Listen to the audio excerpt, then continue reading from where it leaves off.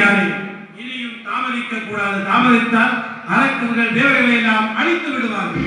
தேவேந்திரா, அரக்கர்களை அவ்வளவு எளிதில் அழித்து விட முடியாது. உண்மைதான் தேவேந்திரா. காலநேமி என்று சொல்லக்கூடிய அரக்கர்களுக்கு வந்த துச்சாயம் அரக்கர்களும் சாதாரணப்பட்டதல்ல. அப்படியானால் அரக்கர்களை அழிப்பது பிரபலசிஸ்டரே, அதற்கும் ஒரு வழி இருக்கிறது தேவேந்திரா. அரக்கர்களை அழிக்கும் படைக்கு தலைவராக துஷ்யந்தரனை அழைத்து செல். துஷ்யந்தனா அஸ்திராபுரத்து மன்னனா? ஆமாம் வசிஷ்டரே. தேவேந்திரா, அந்த அரக்கர்களை துஷ்யந்தனால் அழிக்க முடியும் என்று சொன்னால் உடனே ஏற்பாடு செய். பிரம்மரிஷி வசிஷ்டரே, என்னால் முடியாது போனால் துஷ்யந்தனை அழைக்கலாமே. தேவேந்திரா, நீ கூறுவது முற்றிலும் உண்மை.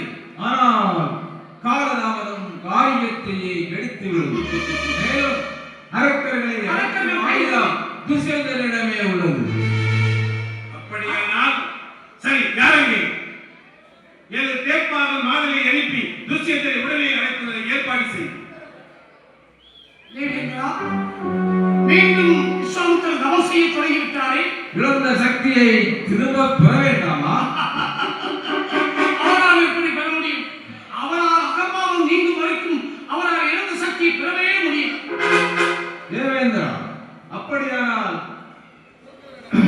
விஸ்வாமித்திரனை பற்றி கவலை இல்லை. பிரம்மரிஷி அரக்கர்களை அழைப்பதற்கு ஆயத்தமாகு.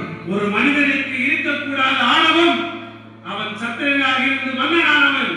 ஆனால் அவனுடைய ஆணவம் தான் அகம்பாவம் அவனை விட்டு அழியவில்லை.